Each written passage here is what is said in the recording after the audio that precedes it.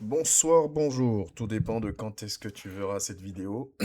En tout cas, que Dieu te bénisse, c'est toujours un plaisir de te retrouver. Et comme tu peux le voir aujourd'hui sur l'écran, nous allons parler des dangers de la généralisation. Des dangers de la généralisation, pour moi, c'est un thème qui est complètement d'actualité par rapport à notre marche avec Christ, au fait que nous devons continuellement rechercher à être connectés à lui. Et j'espère que le Saint-Esprit m'aidera à pouvoir aller là où je vais, à pouvoir sortir cet enseignement de la manière la plus claire possible et que son nom soit encore glorifié. Mais avant toute chose, nous allons donc établir ce moment sous son autorité, parce que la Bible nous enseigne que tout ce que nous faisons sans son esprit est vain. Nous allons établir son autorité et nous allons prier que son esprit dispose nos cœurs et ouvre notre entendement et que la chair se taise et que son esprit prenne le contrôle. Sois béni. C'est toujours un plaisir de te retrouver. Père, je bénis ton nom pour cette occasion que tu nous donnes encore. Je bénis ton nom pour cet enseignement que tu nous donnes encore en ce jour. Permets que nos cœurs soient disposés, que nous puissions recevoir de ta part avec humilité, avec sagesse, avec discernement. Merci de te souvenir de chacun de nous. Merci de tendre ta main, Seigneur, sur nos vies. Seigneur, en ce jour, en ce moment-là, que la chair se taise, que nous soyons disposés, afin de pouvoir, Seigneur, comprendre ce que tu veux nous expliquer, afin de pouvoir, Seigneur, affiner encore notre conduite, notre marche avec toi. Nous te donnons la première place, nous te donnons toute la gloire. Que toute distraction, toute lourdeur, tout raisonnement, que tout ce qui n'est pas de toi s'éloigne et que nous soyons disposés afin de glorifier ton nom encore. Nous te bénissons, nous te levons au nom de Jésus. Amen. Donc nous allons parler des dangers de la généralisation. Les dangers de la généralisation. Pourquoi? Parce que vous savez, aujourd'hui, je ne sais pas si on s'en rend compte, mais j'attire vraiment notre attention sur certains éléments qui sont très importants. Le chrétien, j'aime le dire, après ce sont mes mots, mes termes à moi. Peut-être que certains diront que mes termes sont un peu trop durs, peu importe. Mais c'est pour créer un réveil, entre guillemets, une espèce d'électrochoc dans notre pensée. En tout cas, dans la pensée de celui ou de celle qui est disposé et qui a envie de se rapprocher de son Dieu, qui veut sortir de l'auto-justification comme quoi je suis chrétien, je suis enseignant, je suis docteur, je suis ce que tu veux, donc je suis parfait, donc je suis bien, donc je suis méritant, donc ceci, cela. Sortir de cela, parce qu'il faut qu'on prenne l'habitude de se remettre en question, dans le sens que je veux me rapprocher de mon Dieu, et donc mes actions, je les examine à la lumière de la parole de Dieu. Sa parole est une lumière à mes pieds. Au travers de sa parole, je sais si mes pensées, si mes paroles, si mes actions, si mes réactions sont conformes à sa volonté. Parce que ce que je cherche par-dessus tout, c'est lui est agréable. Ce que je cherche par-dessus tout, c'est mon salut. Oui, nous avons nos vies, nous avons nos projets, nous avons nos objectifs, nous avons nos familles, nous avons nos difficultés, nous avons énormément de choses. Mais le combat que nous le menons en fait pour un but bien précis, c'est-à-dire au-delà même du travail, au-delà de ce que nous recherchons ici sur Terre, qui est quelque chose d'important aussi puisque nous vivons sur Terre, certes, mais au-delà de cela, nous nous battons pour notre salut.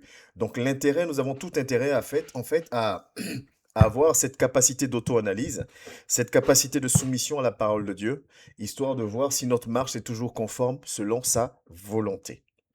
Et donc aujourd'hui, nous allons parler des dangers de la généralisation. J'aime souvent dire que le chrétien 2.0, le chrétien 2.0 qui est un chrétien qui est un tout petit peu orgueilleux, on ne se remet pas en question. Combien de fois nous allons voir des serviteurs et des servantes de Dieu, ou même des frères et sœurs, affirmer des choses sur la vie d'un tel ou d'une telle, comme si nous connaissions exactement comment Dieu va fonctionner, comme si nous avions été dans le secret même de l'établissement, du déroulement du plan de Dieu. On ne sait pas. Aujourd'hui, quand tu vas voir que ton frère vit des difficultés, forcément c'est que ton frère a péché, forcément c'est qu'il est dans la désobéissance, forcément c'est que, c'est que. Et donc s'il ne se repent pas, il va à la mort. On aime affirmer des choses sans avoir même le discernement. Aujourd'hui, on va comprendre, parce qu'on a cet évangile de prospérité qu'on connaît tous, on va comprendre que parce que tu prospères, parce que tout le monde a du travail, parce que l'argent coule à flot, parce qu'il y a la santé, alors Dieu est avec toi parce que tout va bien. Il y a même des enseignements qui sont donnés où On t'enseigne que tu ne peux pas avoir Dieu avec toi et vivre dans la difficulté. Tu ne peux pas avoir Dieu avec toi et être malade. Tu ne peux pas avoir Dieu avec toi et demeurer dans les difficultés.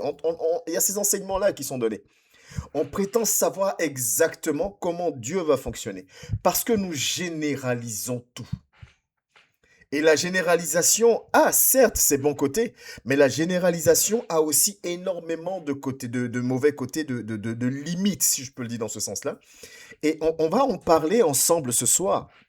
Et on va, par la grâce de Dieu, parler un peu dans le domaine général et après rentrer aussi dans le domaine spirituel, ce qui nous intéresse le plus, pour notre marche, pour notre conduite. Mais qu'est-ce que j'entends par généralisation? Quand je parle de généralisation, quand je parle des dangers de la généralisation, qu'est-ce que j'entends par généralisation? La généralisation, j'aime souvent commencer les enseignements en donnant une définition parce que j'aimerais qu'on soit tous sur la même définition, euh, sur le même thème. La généralisation, c'est l'action d'étendre les résultats de l'observation de quelques cas à l'ensemble des cas possibles. Autrement dit, on va observer 2, 3, 4 cas, peu importe. On va observer certains cas et à partir des conséquences, à partir des résultats de cette observation-là, on va tirer des conclusions, on va prendre des décisions, pardon, qui vont englober plus de cas. Je donne un exemple. Souvent, quand on va faire une étude de marché, on va prendre ce qu'on appelle un panel. On va prendre une dizaine de personnes, une centaine de personnes en fonction de la cible, de l'importance de la cible finale. Et on va faire des tests sur cette cible-là pour savoir si le produit va marcher, comment il va être accueilli, ainsi de suite. On va faire une étude de marché sur cette petite cible. Et les résultats de cette étude de marché vont nous permettre, des chiffres vont être extrapolés pour dire, bon ben là on a fait une étude sur 100 personnes, bon ben par rapport à ces résultats-là, on pense que sur 300, sur 1000, sur 1 million de personnes, voilà ce que ça va donner. Ça c'est la généralisation. Donc il y a des bons aspects de la chose, mais il y a des limites aussi. La preuve en est que toute société qui se crée va toujours faire une étude de marché normalement sérieuse, mais toutes ces entreprises-là ne fonctionnent pas. Ça veut dire que les études de marché, c'est-à-dire que l'observation, les résultats sur les quelques cas observés, quand on les étend sur l'ensemble des cas possibles, est erroné ou ne fonctionne pas toujours. Donc la généralisation va présenter énormément de dangers. Et conformément à ce que je vous disais dans la définition, qui est l'action d'étendre en étant les résultats de l'observation de quelques cas à l'ensemble des cas possibles. On prend un cas, on prend 2 cas et on généralise.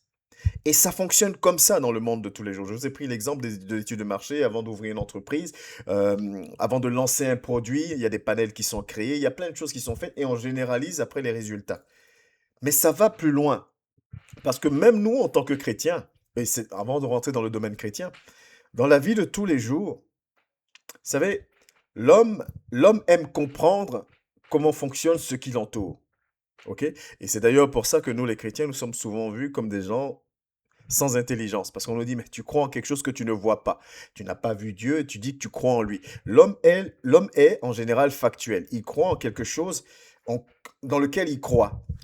Donc, ils vont vous dire, moi, je crois, j'ai mon boulot, j'ai mon salaire, je crois qu'à la fin du mois, je pourrai manger, ainsi de suite. Donc, je crois en mon travail, je crois en mes revenus, parce que c'est du concret. J'arrive à expliquer, j'ai la main dessus, j'arrive à gérer mon argent. Si je gère pas bien mon argent, je sais ce qui va se passer. Si je gère bien mon argent, je sais ce qui va se passer. C'est factuel. L'homme a cette nature-là de chercher à comprendre ce qui se passe. Ce qui n'est pas mauvais, ce qui est même très bien, puisque revenons à la création du monde. La création du monde, l'homme, premièrement, dans l'idée première de Dieu, a été établi pour dominer. On ne domine pas sur quelque chose qu'on ne connaît pas. C'est l'homme qui a nommé les animaux. C'est l'homme qui les a nommés, donc l'homme sait qui et comment est constitué tel tel. Donc dans la nature de l'homme, l'homme aime comprendre ce qui se passe autour de lui. Donc pour comprendre ce qui se passe autour de nous, il y a plusieurs moyens, mais l'un des moyens les plus communément utilisés, c'est l'observation. On va observer ce qui se passe, et comme on ne peut pas être partout à la fois, on ne peut pas tout voir, on va observer ce qui se passe et on va prendre de ce qu'on a pu observer, on va tirer des conclusions, on va tirer par rapport aux résultats de ce qu'on a pu observer, et ces résultats-là, on va les généraliser.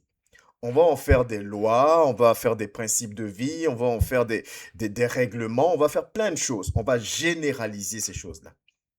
Ce qui va faire souvent que même dans le monde de tous les jours, et d'ailleurs ce qui se fait aussi ce qui s'observe aussi dans les églises, quand une personne va voler, on va l'appeler un voleur ou une voleuse. Quelqu'un qui ment, on va l'appeler menteur ou menteuse. Même si dans une journée, une personne, je ne sais pas combien de mots peuvent aligner une personne, Si on va dire que la personne a eu à interréagir avec une autre personne 10 fois, avec d'autres personnes 10 fois, et que la personne a menti 3 fois, les 3 fois où la personne a menti vont suffire pour qualifier cette personne de menteuse. Parce qu'on va dire, mais la personne ment. Et donc, elle est menteuse. Même si elle a eu 20, 30 interactions, qu'elle a menti 4 ou 5 fois, on est d'accord que 4, 5 fois par rapport à 30, 50 interactions dans la journée, la moyenne, c'est même très peu. Mais on va se baser sur cette observation. Observation, donc le résultat, et on va généraliser. Et partant de ce postulat-là, on va dire que ben, c'est un menteur. On va voir quelqu'un qui va se comporter d'une certaine manière. On va dire, lui, il est foncièrement méchant. Le mot est lâché, foncièrement méchant. On va voir un tel, une telle qui va avoir telle attitude, telle réaction. On va dire, mais cette personne-là est comme ça, donc je l'évite. Et ce qu'on fait sans s'en rendre compte, on généralise, y compris dans la vie de frères et de sœurs, on généralise dans le fonctionnement de l'Église aussi. Donc il y a deux domaines dans lesquels on généralise où ça représente un danger. Et on va en parler aujourd'hui par la grâce de Dieu. Et on va réellement généraliser ces choses-là. Mais quand on généralise, on peut facilement tomber dans ce qu'on appelle la généralisation abusive. C'est tout ce que je viens de vous planter un peu comme décor d'introduction. Et moi, j'aimerais, au travers de ce thème, nous interpeller en tant que chrétiens pour dire, oh là, faisons preuve d'humilité. Faisons preuve d'humilité. Tout à l'heure, on va lire des passages. Vous connaissez que partiellement, on va lire des passages. Fais preuve d'humilité. Tu ne sais pas tout. Et ne te base pas sur le peu que tu sais pour en faire une généralité. Ne te base pas sur le peu que tu sais pour en faire une loi. Ne te base pas sur le peu que tu sais pour en faire une décision qui est gravée dans le marbre. Autrement dit, une décision, on ne pourra plus te faire changer d'avis sur cette décision-là. Et malheureusement, nous agissons comme ça aujourd'hui. Il y a des chrétiens qui coupent les ponts avec telle autre personne parce que la personne est comme ça. Mais la Bible nous dit qu'il n'y a rien de nouveau sous le ciel. La femme adultère, j'aime souvent prendre cet exemple-là, mais elle avait posé cette action. Et la Bible, même le petit titre dans le passage, parle de la femme adultère. Comme si elle n'avait plus de nom ou de prénom. La femme adultère, parce qu'elle avait posé une action. Donc cette action-là est devenue son identité. Et ça colle un peu au thème qu'on a vu lundi dernier. Mon péché n'est pas mon identité. Mon péché ne définit pas mon identité. Cette femme, certainement, faisait de bonnes actions. Cette femme, certainement, avait des projets, faisait des choses, mais elle a posé un acte qui fait qu'elle est considérée comme la femme adultère. Parce qu'on généralise. Mais la grâce, c'est quoi? C'est qu'elle va rencontrer les gens qui veulent la mettre à mort, vont rencontrer Christ. Et Jésus va enseigner de par rapport à cet enseignement-là. Mais vous l'avez, oui, elle a péché, mais son péché ne définit pas qui elle est. Ne généralisez pas sa vie. Oui, ce frère est méchant. Oui, cette sœur est très méchante. Oui, celui-là aime mentir. Mais n'en fais pas pour autant un menteur ou n'en fais pas pour autant quelqu'un qu'il faut forcément éviter ou quelqu'un qui est démoniaque. Combien de fois on entend de la bouche des chrétiens comme si on oublie que nos paroles ont un poids et surtout comme si on oublie que ce qu'on proclame est dangereux. On dit lui, c'est le diable incarné. C'est compliqué. Lui, c'est le diable. Oh, lui, il a fait un pacte avec le diable. C'est lourd de sens. Tu te bases sur le peu que tu observes. Tu te bases sur le peu que tu connais et tu généralises pour affirmer, pour porter un jugement parce que ce n'est rien d'autre, ni plus ni moins qu'un jugement, même si on est très fort pour dire ouais, maintenant je ne juge pas. Non, si, c'est un jugement. Du moment où tu établis, où tu poses sur la vie d'un frère, tu poses sur la vie d'une sœur, tu poses sur la vie de qui que ce soit, un verdict, une conclusion, ça s'appelle un jugement. Et ce jugement-là, tu le fais pourquoi? Parce que tu as observé certains éléments qui te permettent de généraliser. Il y a des personnes qui vont avoir une vie très compliquée. Il y a des personnes qui ne savent pas comment manifester de la joie. Il y a des personnes qui ne savent pas comment être en société. On dit des personnes, il y a même un mot pour eux, on dit ils sont associables. Ils ne savent pas être sociables avec les autres. Il y a des gens comme ça, de par leur histoire, par rapport à ce qu'ils ont vécu, qui se sont refermés. Et quand tu arrives dans la vie de cette personne à l'instant T, et que tu vois que cette personne a cette manière de réagir, est fermée, elle ne sourit pas, elle fait ceci, elle fait cela, tout de suite, toi qui es dans sa vie qui est arrivé dans sa vie pour un laps de temps, qui a observé 2, 3 choses sur 2, 3 semaines, sur un an, tu te permets de généraliser en disant cette personne est mauvaise, cette personne est menteuse, cette personne est comme si. Dieu dit ça, Dieu va agir comme ça. Simplement, des fois, en prenant dans la parole de Dieu certains éléments, on va généraliser, en faire des lois, en faire des dogmes. Et comme ça continue d'année en année, tous les nouveaux convertis qui ne vont pas aller rechercher la parole de Dieu parce que on arrive et que tout ce qu'on nous dit est parole d'évangile, alors on va continuer à le faire. Et il y a plein d'exemples. Moi y compris, combien de fois j'ai prié en invoquant le sang de Jésus. Mais quand on prend la parole de Dieu, nulle part on nous demande d'invoquer le sang de Jésus. On nous demande d'invoquer Christ, d'invoquer son esprit. Le sang de Christ représente cette symbolique de délivrance, de renouvellement, de rachat de notre âme, de notre vie. Donc son sang a une importance par rapport à son sacrifice.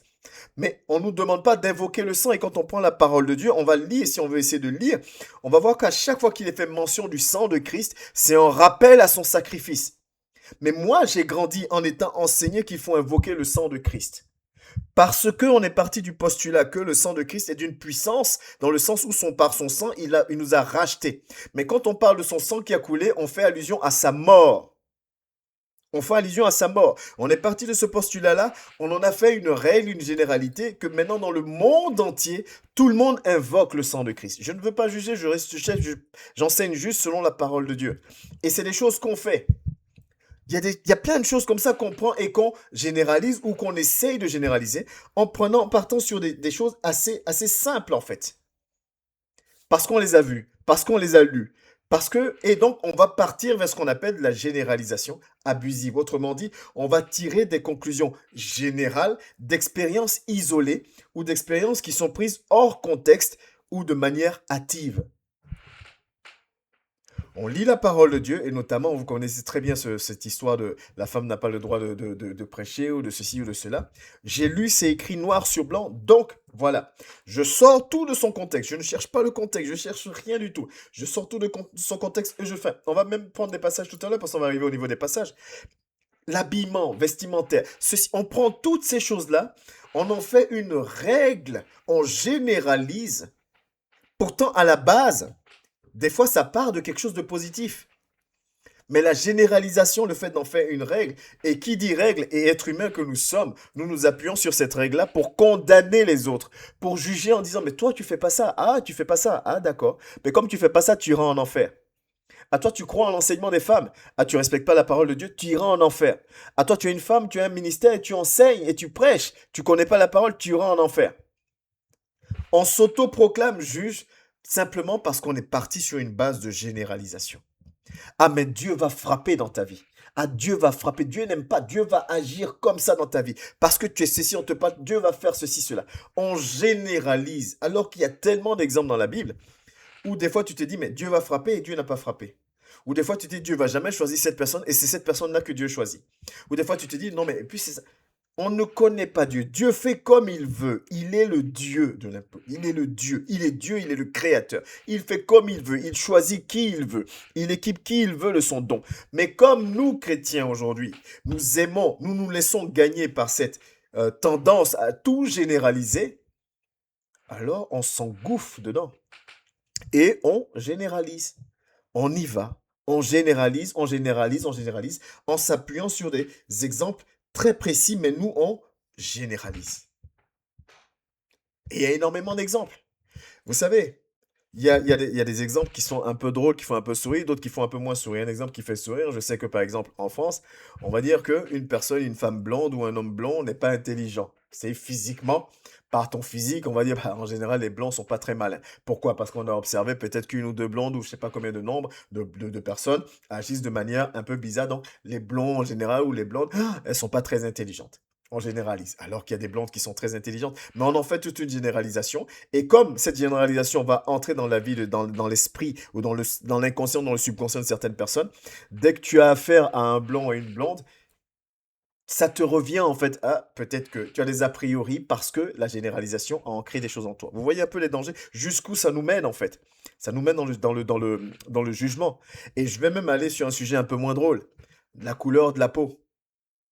La couleur de la peau, dans certaines civilisations, dans certains pays, des personnes qui n'ont jamais mis pied en Afrique vont penser que l'Afrique vit, mais c'est la misère en fait. On est à l'état encore primitif. Moi, j'ai fait mes études, une bonne partie de mes études, mes études post-bac, après-bac, je les ai fait ici en France. Et quand on est en cours d'économie et qu'on nous explique l'économie ou la situation des vies en Afrique, Même si l'Afrique est telle qu'elle est, et tous les pays d'ailleurs ne sont pas développés au même niveau, de la même manière qu'en Occident ou dans tous les autres, dans le monde entier. Mais il faut généraliser, il faut mettre, on dit l'Afrique, dans tous les pays africains sont dans ce sens-là. Tous les pays africains sont comme ci. Et on généralise. Et l'homme noir est vu comme le paresseux. L'homme noir est vu comme celui qui est feignant. L'homme noir est vu comme celui qui n'est pas très très fut-fut. L'homme noir est vu comme celui qui n'est pas très dégourdi. Donc, quand on va te rencontrer, le simple fait que tu sois noir, tu n'as rien fait, tu n'as rien dit, mais tu es noir. Et donc, ça crée en la personne en face un a priori. Combien de fois on m'a dit, mais tu parles bien le français, on parle français chez toi. Mais mon pays est une ancienne colonie française, donc on parle français. Mais simplement parce que je suis noir, que je ne viens pas d'ici, que je suis un étranger, donc ça surprend que je parle français. La généralisation nous emmène souvent à des, comment je peux dire ça, à des conclusions qui nous poussent à être dans le jugement sans qu'on se rende compte. Et c'est vraiment très dangereux. Et c'est vraiment très très dangereux. Et nous devons nous en rendre compte de cela. Et si nous glissons, parce que c'est ce qui nous intéresse, dans le domaine spirituel, regarde une chose toute simple dans le domaine spirituel. Je vais te donner des exemples tout simples. Le jeûne d'Esther. Tout le monde connaît le jeûne d'Esther. Les fameux 3 jours de jeûne sans boire, sans manger d'affilée. Aujourd'hui, combien de chrétiens, combien de serviteurs ou de servantes de Dieu, quand on va aller leur expliquer une situation qui est très très compliquée, qui est très difficile, vont vous dire, prends le jeûne d'Esther. Parce que ta situation est compliquée, donc prends un jeûne d'Esther. Ou bien moi-même, je vais vivre une situation tellement difficile, je prends le jeûne d'Esther. Mais laisse-moi te dire une chose. Le nom, dans le nom, jeûne d'Esther, est-ce que ça ne te parle pas? On dit jeûne d'Esther, c'est-à-dire que c'est Esther, une femme, qui à un moment donné a décidé de mettre sa foi en action, et sa manière à elle de mettre sa foi en action et de déclencher l'action de Dieu dans la vie, dans sa vie, et donc sur la vie du peuple de Dieu, c'est de dire on va prendre 3 jours de jeûne. Elle aurait pu dire je prends 4 jours de jeûne, je prends 2 jours de jeûne, je prends 5 jours de jeûne. Mais c'est sa foi, c'est ce qui l'a animé à cet instant T, elle a pris 3 jours. Nous aujourd'hui on a lu l'histoire et on en a fait une généralisation. Et une fois de plus, pourquoi je parle des dangers de la généralisation? Pas que jeûner pendant 3 jours n'a pas d'efficacité, c'est pas ce que je dis.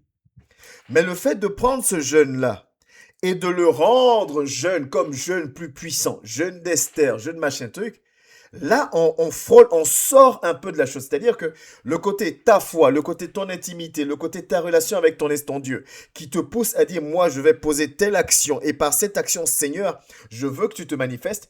On annule cela parce qu'on a généralisé quelque chose. On a conformé quelque chose. On dit, chrétien, tu as une situation? Prends le jeûne d'Esther. Mais il est où le jeûne de Clément? Il est où le jeûne de Paul? Il est où le jeûne de Marlise? Il est où le jeûne de Marie? Il est où le jeûne de tel frère, de tel homme, de telle femme? Il est où ce jeûne-là qui traduit ta foi? Qui traduit ta relation et ta connexion avec ton Dieu. Pas que tu ne peux pas prendre, comprenons-nous bien, pas que tu ne peux pas décider de prendre 3 jours de jeûne. Si, tu peux le faire. Mais il faut que ce soit quelque chose que tu ressentes en toi qui te pousse à. Jésus va jeûner 40 jours, 40 nuits. Pourquoi Jésus ne prend pas 3 jours pour dire je respecte le jeûne d'Esther? Parce que ce n'est pas une généralité. On parle de la vie d'Esther.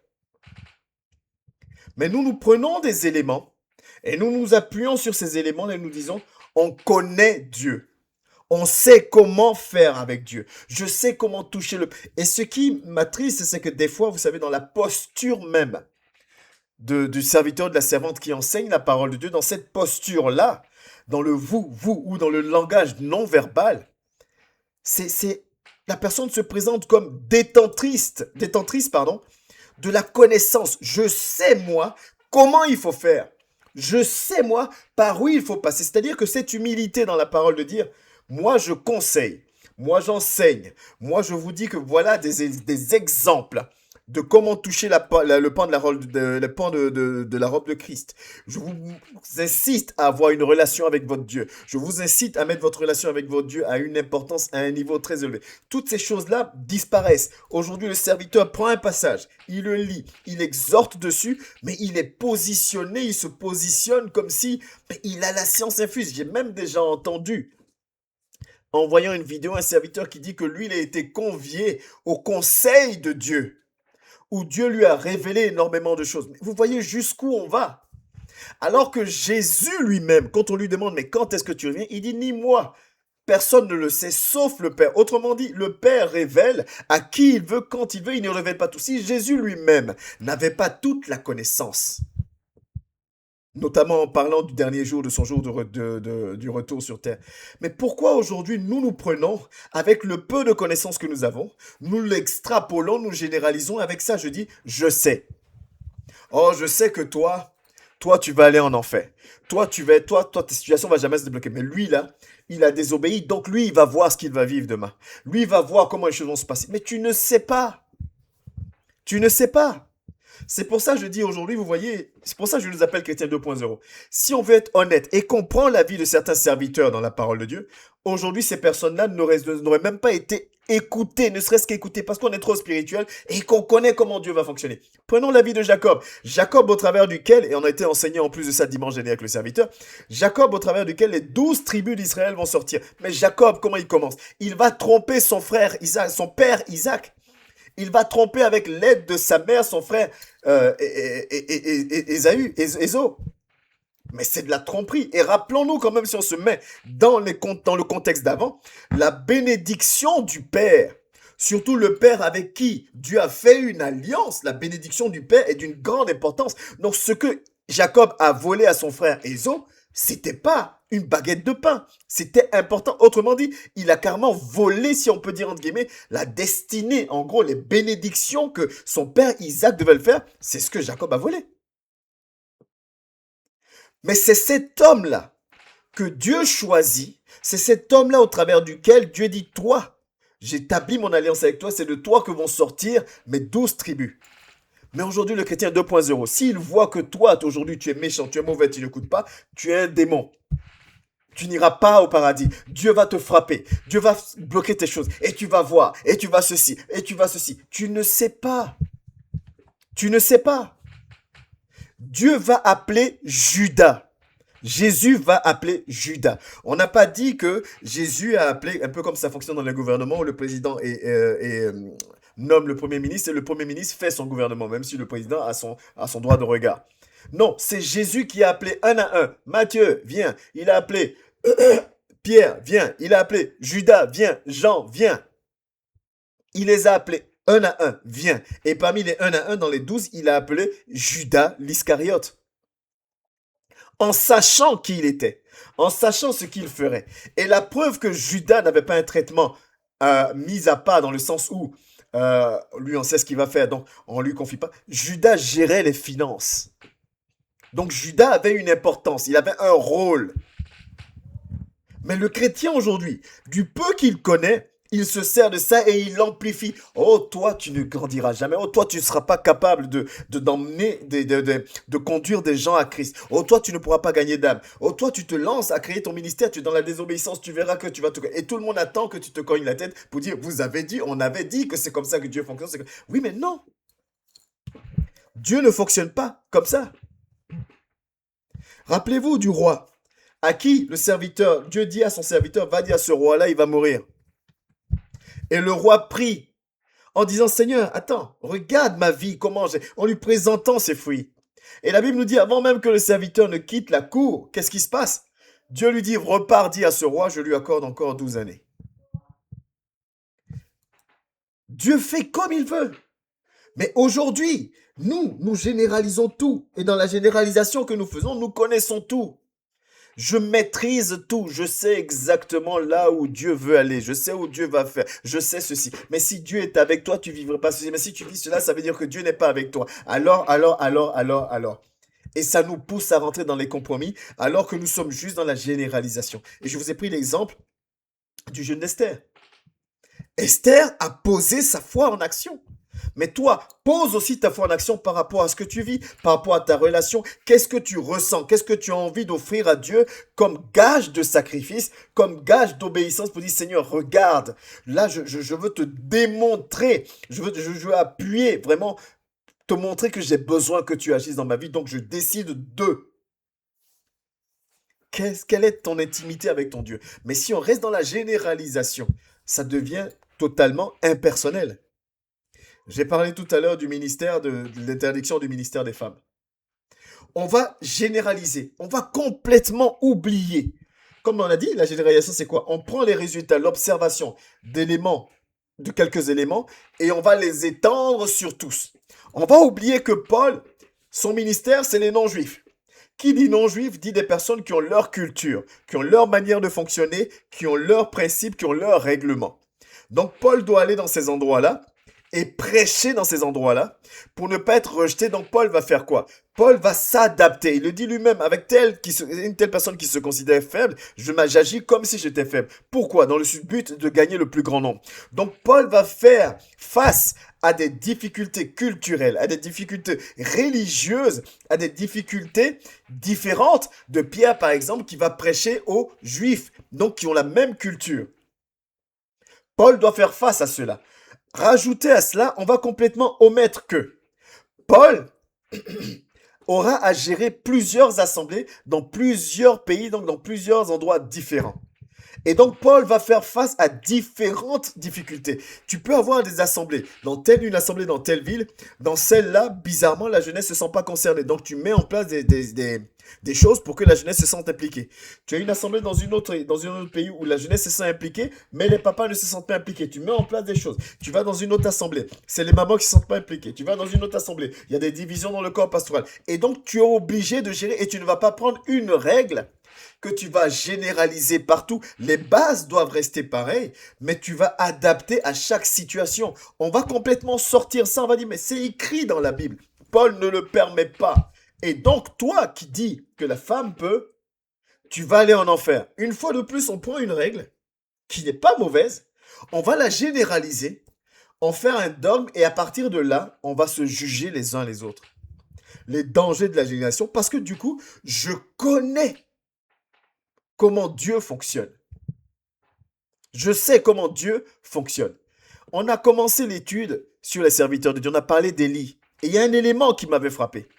Quand Élie va dans la grotte au torrent de Kérit, l'animal qui apporte à manger le pain à Élie, c'est un corbeau. Le corbeau, et on parle de l'Ancien Testament. Élie, c'est dans l'Ancien Testament, donc sous le temps de la loi encore. Et le corbeau, dans la loi, est un animal en abomination impure. On ne doit même pas le toucher. Ce qu'il touche est considéré comme impur. Et c'est cet animal impur que Dieu choisit pour nourrir Élie. Et toi et moi, nous allons prétendre que nous connaissons Dieu. Toi et moi, nous allons prétendre parce que nous généralisons 2-3 versets que nous connaissons, alors on connaît Dieu. Pourquoi avec tous les animaux qui existent, parmi ceux que tu estimes toi-même Dieu étant pur, pourquoi tu choisis un corbeau pour apporter à manger à Élie? Pourquoi, Seigneur? Et même, pourquoi tu envoies ton serviteur vers une veuve à Sarepta? Sarepta qui est un territoire sous domination de Sidon.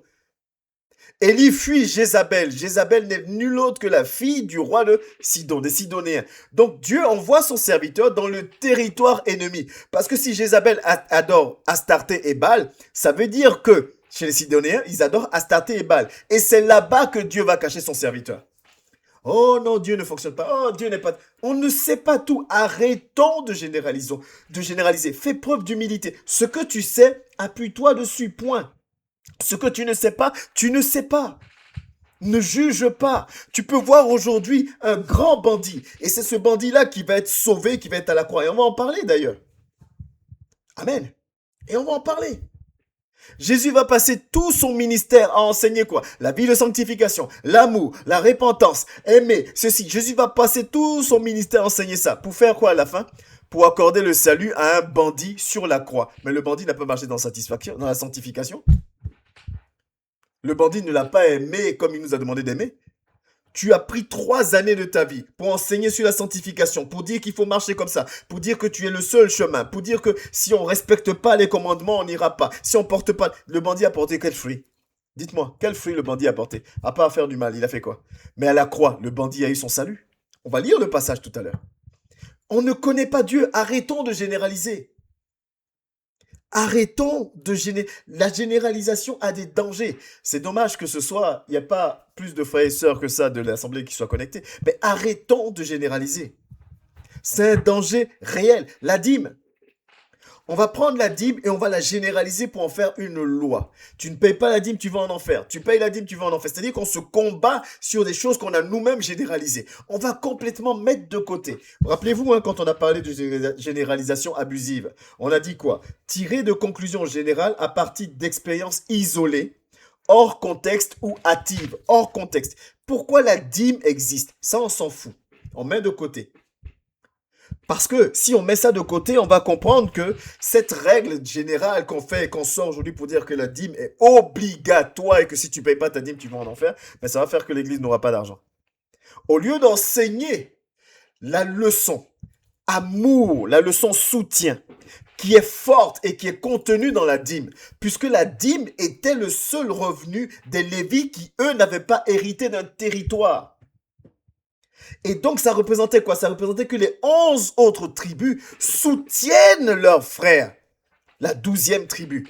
Parce que ce frère, cette tribu-là, est au service de Dieu. Donc, c'est le côté soutien, le côté amour, le côté pourvoir, qui est totalement dans l'amour. C'est la parole de Dieu, peut-être résumée en un mot, c'est l'amour. On va complètement oublier ça. Non, non, c'est pas nous intéresse pas. Ce qui nous intéresse, c'est que le compte de l'Église, et encore, je suis gentil quand je dis le compte de l'Église, que le compte de certains serviteurs soit plein. Donc, il faut obligatoirement que tu payes la dîme. Alors que ce qui donne du poids à cela, c'est l'engagement personnel. Comme la veuve qui va donner des pièces et ça va toucher Jésus en disant, elle a donné de ce qui lui était essentiel. Mais ça venait d'elle. Ce qu'elle avait, elle a donné. Et c'est ce qui donne du poids à ton offrande. C'est ce qui donne du poids à ton action de grâce. C'est ce qui donne du poids à ta dîme. Parce que c'est ta relation avec ton Dieu, ta connexion avec ton Dieu. Et l'enseignement qui doit être derrière de la part du serviteur ou de la servante, c'est de dire, je te conseille, je t'invite par rapport à toute la symbolique, par rapport à tout ce que cela représente et que cela peut déclencher dans ta vie, je t'invite à le faire. Mais non, nous on préfère généraliser. Amen. On prend des actions de Dieu, on prend des actions et des dires des prophètes, on prend des actions et des dires de Jésus, et du coup, en se basant sur ces actions-là, on prétend connaître parfaitement Dieu. On prétend savoir comment il va fonctionner, parce qu'on sait généraliser. On prétend tout savoir. Et c'est un danger pour toi, c'est un danger pour moi, parce qu'on s'expose réellement à des choses très compliquées, mon frère, ma soeur. Et comme le diable sait que le fait de généraliser nous induit très régulièrement en erreur, qu'est-ce qu'il fait? Il soutient ce mouvement-là. Il amplifie. Regardez comment les églises se combattent aujourd'hui. Regardez comment aujourd'hui c'est devenu compliqué parce qu'on a pris des règles et on les a généralisées. Alors que, laisse-moi revenir sur un petit enseignement qu'on avait fait déjà il y a quelques mois, voire quelques années d'ailleurs. Et ce serait peut-être bien que je le refasse, cet enseignement-là. Sur ne serait-ce que la Bible. Je vous explique. Dans la parole de Dieu, on connaît la religion juive, ok? Les juifs. Suivez mon raisonnement. Parce qu'il faut arrêter de dire, moi je suis évangélique, je suis protestant, donc je suis mieux. Donc nous, on croit au Saint-Esprit, donc nous... Descends doucement. Tu ne connais pas le fonctionnement. Ah, toi, tu es catholique, tu iras en enfer. Ah, toi... Non, non, non. Descends. Calme-toi et observe. Ne généralise pas. Les juifs, donc la religion, le judaïsme, vous savez que les juifs ne sont pas chrétiens. Leur religion, c'est le judaïsme. Nous, c'est le christianisme, puisque les juifs ne reconnaissent pas Jésus comme étant le Messie. Donc la Bible des Juifs, qu'on appelle le Tanakh, n'est ni plus ni moins que notre Ancien Testament, puisque Testament voulant dire alliance. Je suis désolé, je rentre un peu dans l'enseignement, en même temps c'est mon ministère. Donc, Testament voulant dire alliance. Donc les Juifs, leur Bible, le Tanakh, c'est l'Ancien Testament, autrement dit l'Ancienne Alliance. Ils ne reconnaissent pas la Nouvelle Alliance qui est par Christ, puisqu'ils ne reconnaissent pas Christ comme étant le Messie. D'où le fait qu'ils ne sont pas des chrétiens, mais ils sont du judaïsme. Ok? Premier point. Les Juifs qui vont utiliser l'Ancien Testament, ils vont structurer l'Ancien Testament. C'est le peuple de Dieu. Regardez comment eux lisent leur Bible. Ce que nous ne faisons pas aujourd'hui. Je vous ai pris des exemples sur le jeûne d'Esther, machin truc. Vous n'allez pas voir dans la religion juive, les Juifs disent prendre le jeûne d'Esther ou quoi que ce soit. Non. Ils savent comment faire les choses. Les Juifs ont la Bible aujourd'hui. Voilà comment Ils l'ont organisé, ce qui leur permet de contextualiser chaque chose, chaque enseignement, chaque lecture qu'ils en font, et donc d'être sûr d'en tirer le meilleur parti, ou en tout cas l'essence même de ce passage-là. Ce qui nous manque, nous, on ne connaît pas tout ça, on structure rien. Ah, c'est écrit noir sur blanc, donc je le fais. Structurons. Structurons, contextualisons, évitons de généraliser. Les Juifs ont pris les 5 premiers livres de la Bible, Genèse, Exode, Lévitique, Nombre, Deutéronome, qu'on appelle la Pentateuque. La Pentateuque va représenter chez les Juifs la Torah. C'est la partie de la Bible, de leur Bible, qu'ils utilisent le plus, la Torah. C'est la partie de la Bible qu'ils aiment le plus. C'est pour ça, souvent, tout le monde pense que leur Bible, c'est la Torah, puisqu'ils lisent régulièrement la Torah. Puisque ce sont les livres des commandements, les livres de la loi. On va retrouver dans les 5 premiers livres la création du monde, le choix du peuple d'Israël et la loi accordée au peuple d'Israël. Donc, quand ils lisent les 5 premiers livres, quand ils lisent la Torah, ils vont chercher dans cette Torah-là la loi de Dieu. Comment Dieu leur demande de marcher, de fonctionner par rapport à telle circonstance, par rapport à telle circonstance, par rapport à telle circonstance. Donc, quand ils lisent la Torah, ils savent ce qu'ils vont chercher dans la Torah. Après la Torah, les 5 premiers livres, donc les Pentateuque, ils vont aller dans les Nevi'im. Les Nevi'im, c'est quoi? Les Nevi'im, c'est tous les écrits prophétiques, la vie des prophètes. Quand ils vont faire la lecture au temple, ils vont prendre par exemple, on va lire un livre des Nevi'im. Donc ils vont par exemple prendre Ésaïe, ils vont lire le prophète Ésaïe, ils vont lire le prophète Jérémie, ils vont lire... Pourquoi? Et quand ils vont lire dans les Nevi'im, ils vont chercher quoi? Ils vont chercher, de voir comment le serviteur de Dieu doit se comporter. 2, de voir quelles étaient les promesses, les prophéties du serviteur de Dieu. 3, de voir comment le serviteur de Dieu accompagne le peuple et comment le peuple désobéissait, revenait. Donc, il savait, je rentre dans les Nevi'im, c'est pour prendre les prophéties. C'est pour prendre l'enseignement sur la marche, l'enseignement, les exhortations des serviteurs de Dieu. Je vais dans la Torah, c'est pour voir la loi de mon Dieu. Et ensuite, on va retrouver les Ketuvim. Les Ketuvim qui sont des livres historiques. Ketuvim qui veut dire les autres livres. Donc les livres historiques qui vont maintenant raconter l'histoire de Daniel, raconter l'histoire d'Esther, raconter l'histoire d'hommes et de femmes, les juges par exemple Samson, Gédéon, qui n'étaient pas prophètes ou serviteurs, qui n'étaient pas prophètes, mais qui de par leur vie, de par leur engagement, ont marqué aussi comment on appelle ça, l'histoire. Et donc, quand ils vont lire les livres de Ketuvim, c'est pour se mobiliser, pour s'encourager. C'est-à-dire, contrairement à toi et moi, où on va lire Esther et puis on va dire, jeûne d'Esther, donc 3 jeûnes d'Esther, c'est le jeûne par excellence. Non, quand ils vont lire Esther, ils vont dire, waouh, cette femme a fait preuve de détermination. Sa relation avec son Dieu l'a poussé à prendre 3 jours de jeûne, avec foi et puissance. Le peuple a suivi et Dieu a agi. Et donc, nous, aujourd'hui, par rapport à la situation qu'on vit, si on fait preuve de cette force, de cette foi, de cette communauté dans la foi, Dieu agira. Est-ce que vous voyez la nuance? Là où toi, tu vas lire, où on va lire, et puis nous, les évangiles, les chrétiens 2.0, on dit, hop, jeûne d'Esther, c'est le puissant jeûne. Voilà, Dieu a dit. Mais regarde, c'est écrit 3 jours de jeûne, voilà ce que... Non, eux vont lire, ils savent que c'est un livre historique. Ce n'est pas une loi de Dieu de faire 3 jours de jeûne forcément. Ils savent que c'est pas un prophète, une prophétesse qui leur a demandé de le faire. Ils savent que c'est l'histoire d'une personne. Quand ils vont lire Daniel, ils savent que Daniel, de par sa foi, a réussi, de par sa conduite, de sa marche avec sanctification, a réussi à devenir cet homme selon à la prunelle des yeux de Dieu. Et donc, ils vont s'appuyer sur la vie de Daniel pour s'exhorter, pour se reconforter à avancer. Mais quand tu fonctionnes comme ça, tu ne généralises pas, comme nous aujourd'hui, parce que le chrétien pense qu'il a la connaissance infuse. On généralise tout. Laisse-moi te dire une chose encore, si tu permets.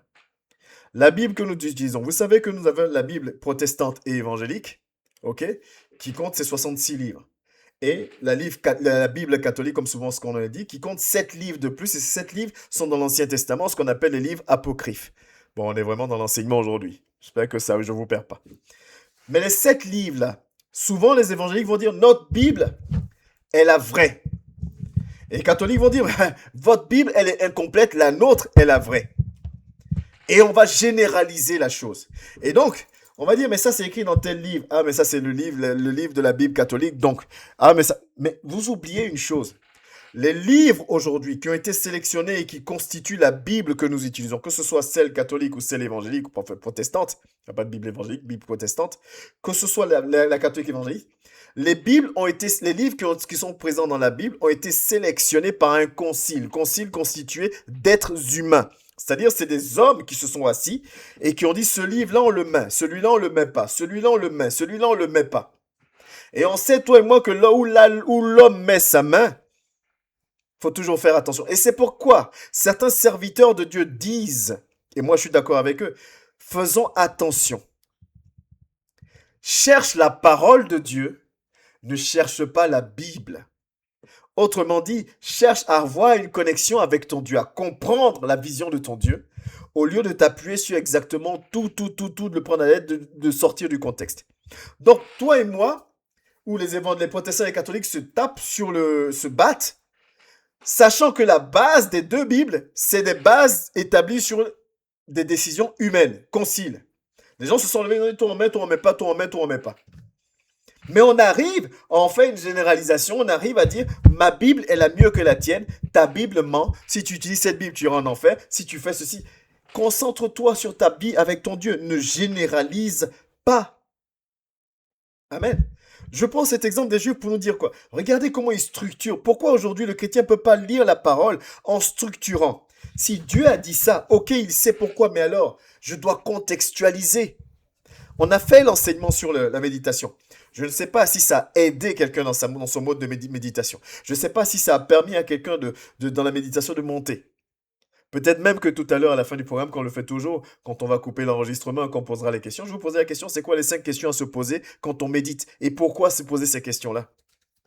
L'enseignement que nous recevons, c'est pas juste là parce que j'ai rien d'autre à faire, donc je suis là. L'enseignement que je reçois doit m'alimenter au quotidien, doit m'alimenter pour que je l'expérimente, parce que c'est comme ça seulement que je grandis. Quand je vais à l'école et qu'on me donne un cours, on me donne des exercices. Les exercices, même en tant qu'enfant, moi, j'aimais pas du tout, mais les exercices me permettent d'affiner ma compréhension du cours. Et quand j'affine ma compréhension du cours, c'est là où je suis sûr que quand j'irai à l'examen ou quand j'aurai un devoir ou une interrogation, j'aurai une bonne note. Mais si je prends le cours, mais je ne fais pas les exercices, mais le cours, je l'oublie à un moment donné.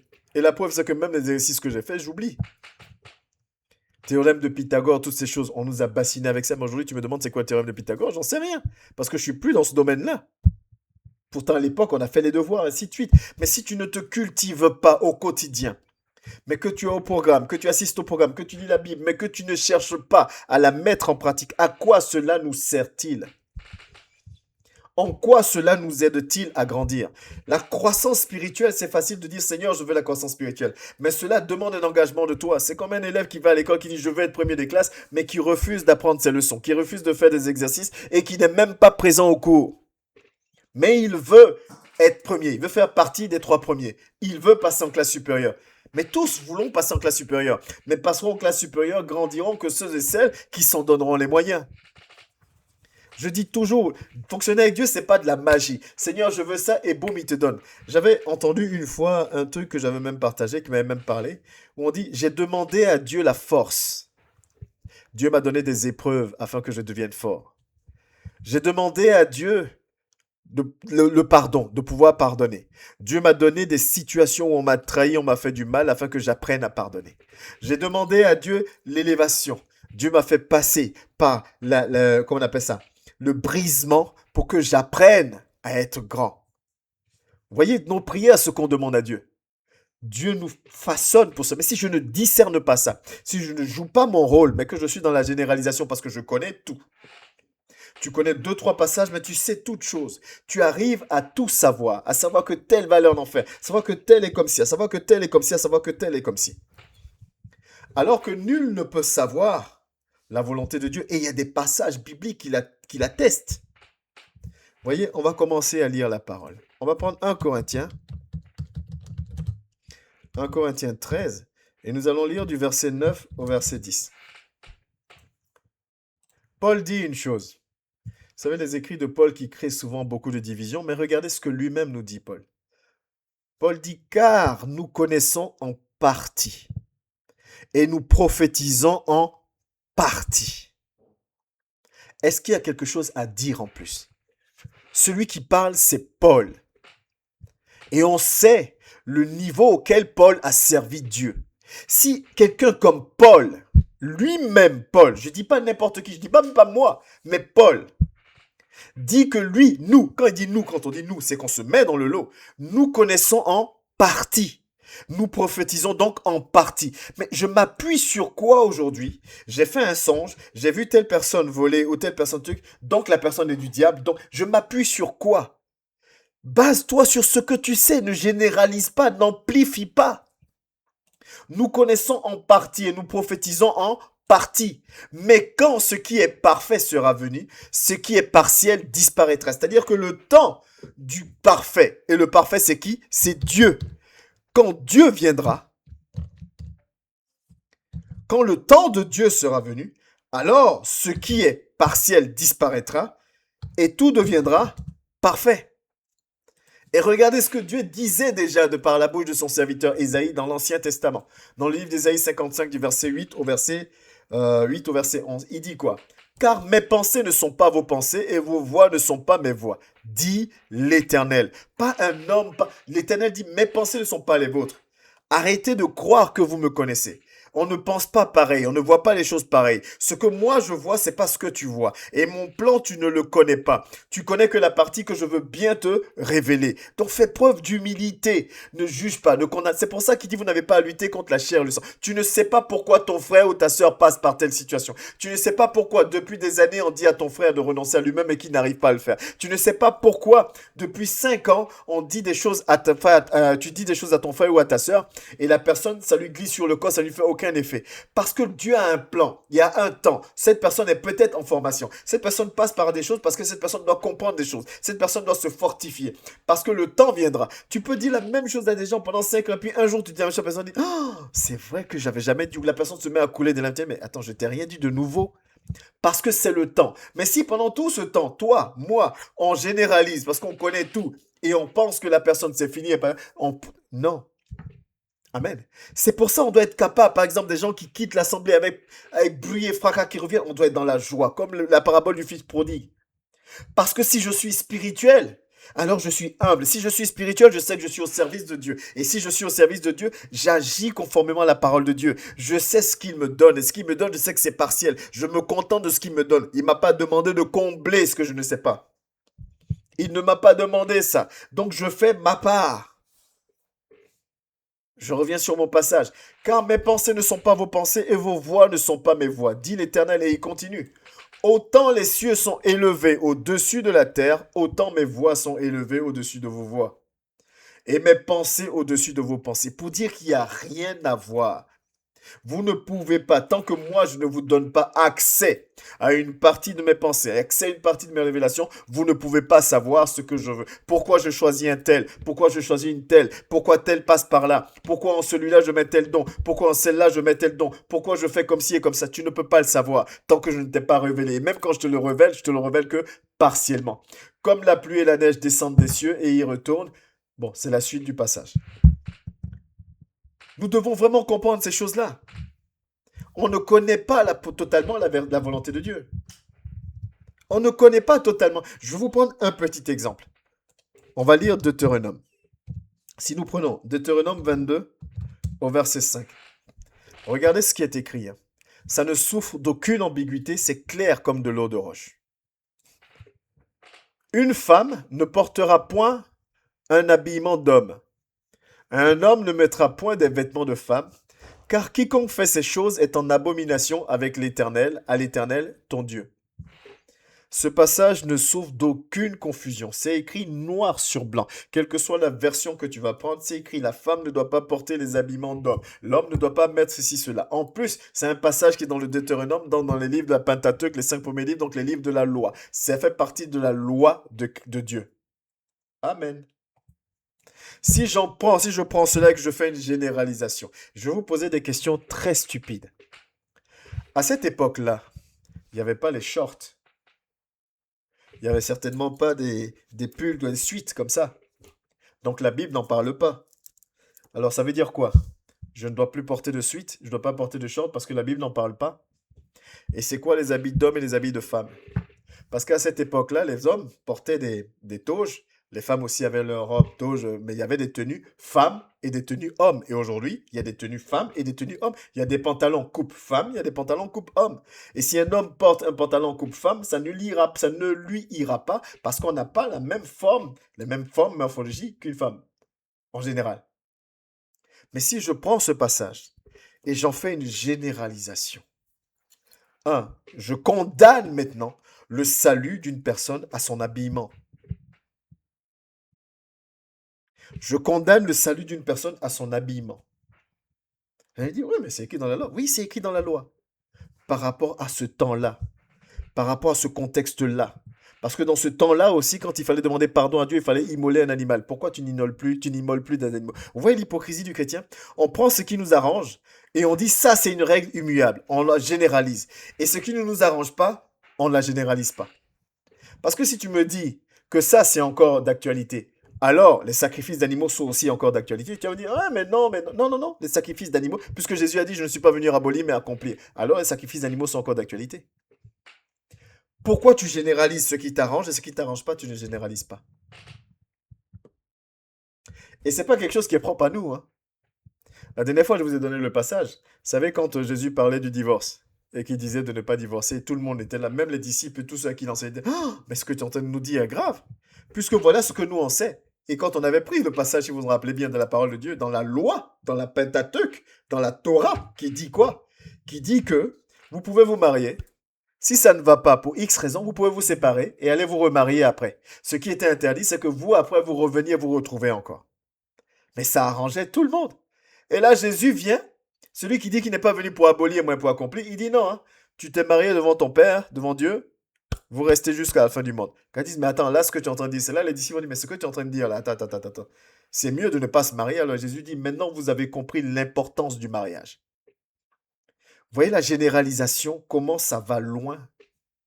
La généralisation nous détourne de la face de Dieu. C'est pour ça que je voulais faire ce thème en parlant des dangers de la généralisation. Mon ami, tu ne connais pas la volonté parfaite de Dieu. Tu ne sais pas. Ce que Dieu te révèle, amen. Ce qui ne te révèle pas, tais-toi.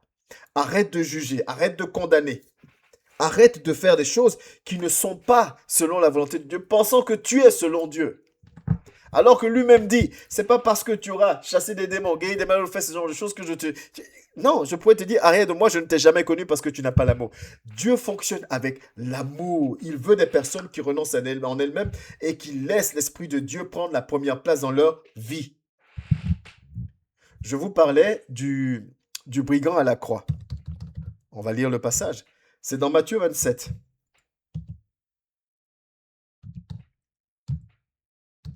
Matthieu 27 à partir du verset 38. On va lire l'histoire. Avec lui furent crucifiés deux brigands. On n'a pas dit deux brigands repentis, on n'a pas dit deux brigands. Le mot est là. L'un à sa droite et l'autre à sa gauche. Les passants l'injuriaient et secouaient la tête. Donc les passants passaient, ils voyaient Jésus crucifié, un peu pour dire, mais d'ailleurs ils lui ont dit, si tu es fils de Dieu, sauve-toi toi-même.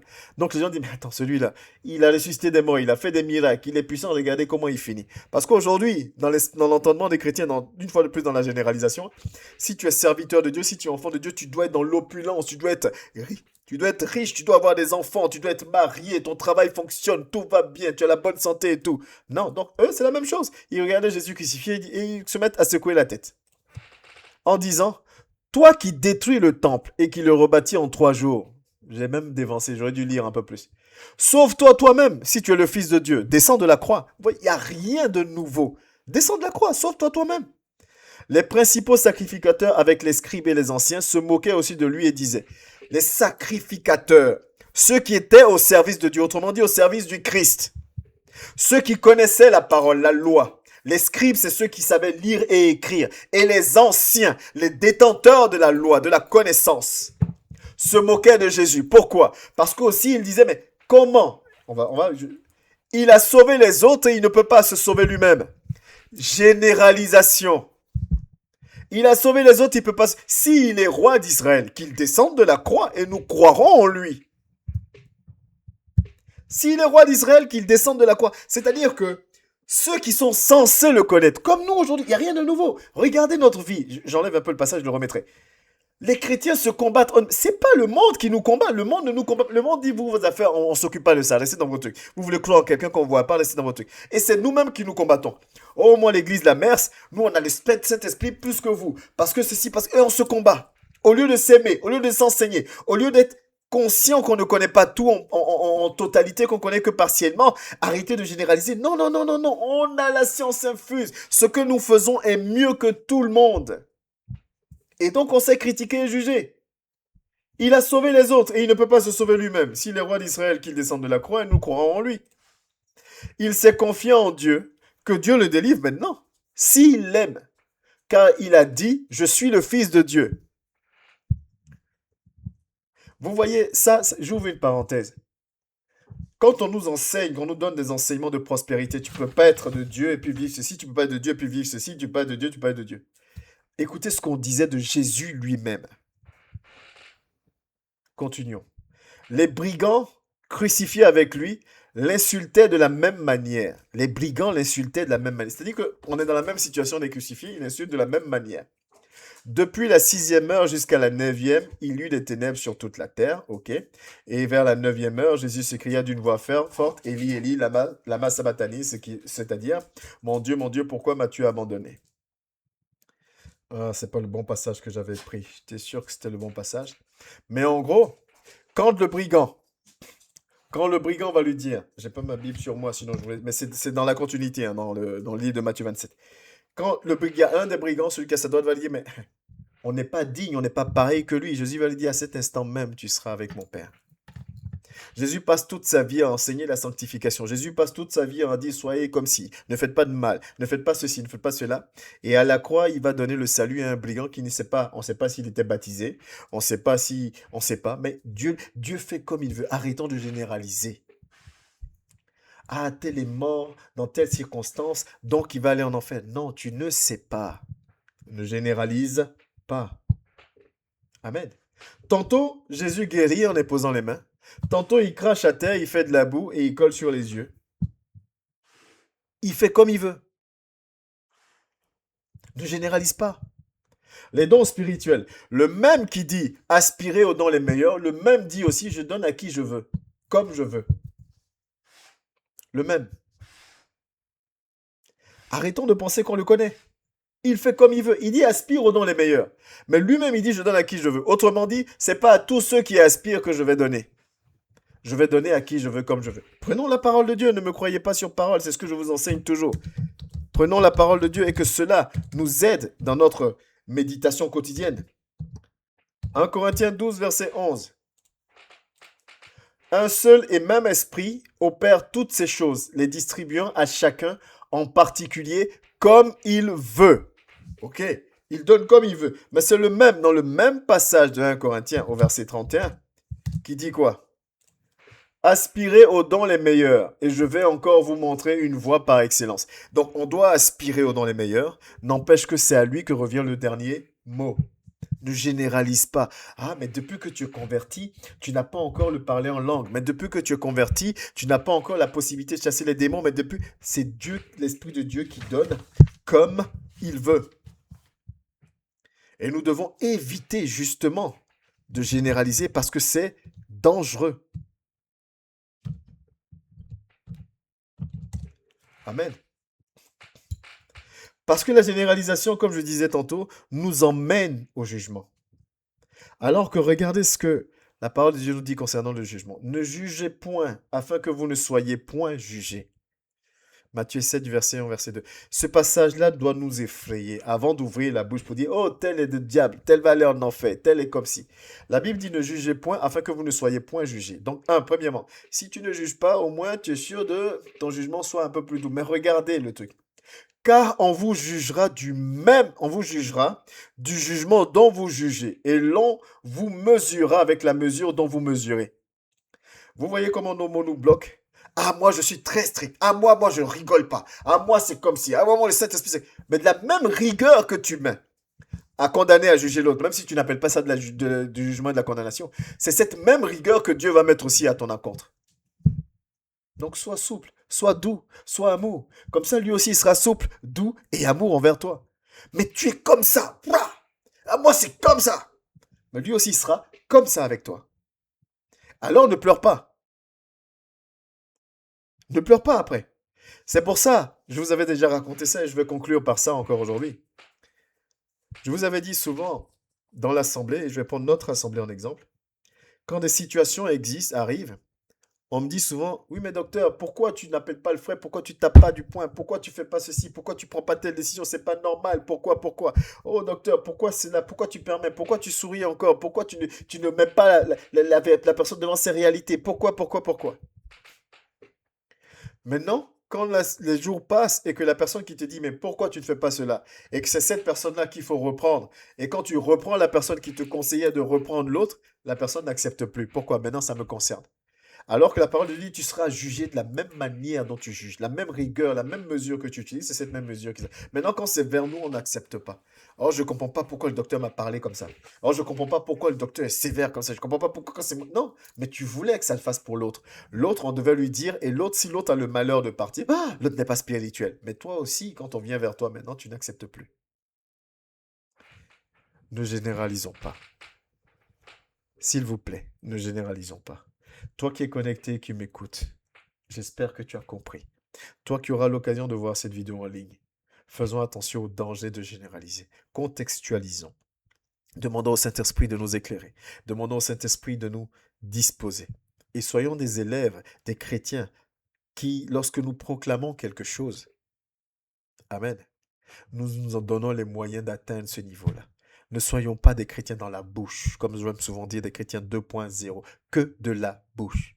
Dieu m'a dit, Dieu m'a dit, Dieu m'a dit, Dieu m'a dit. Mais dans l'agissement, dans la manifestation de l'amour, on est limité. La même sévérité que tu prends vers ton frère, la même sévérité va se retourner vers toi. Ne généralise pas parce que la généralisation n'est pas que négative, c'est l'excès de généralisation qui devient abusive et qui nous emmène dans le jugement, dans des dogmes, dans des pratiques qui ne sont pas de Dieu.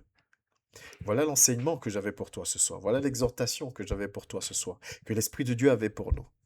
J'espère que cela permettra à une personne de restaurer un peu sa vie, sa connexion avec son Dieu, de remodeler, de laisser l'Esprit de Dieu remodeler encore certains éléments dans sa marche avec son Dieu, pour que nous puissions continuer à nous approcher de lui, continuer à nous connecter à lui. Sois béni dans le nom de Jésus. Merci encore Seigneur pour ce moment. Je veux te demander pardon si des choses ont été dites qui ne t'honorent pas. Mais je prie que ton esprit permette que toute personne qui entendra ce message, Père, puisse prendre cette décision de se connecter à toi et de transformer, de modifier, de se laisser transformer, de laisser modifier par l'action de ton esprit des éléments en lui ou en elle, Père, afin que nous te soyons agréables. Je veux libérer ton autorité, libérer ta toute puissance dans la vie de ton Église, dans la vie de toutes les personnes qui t'aiment et qui te recherchent d'un cœur sincère.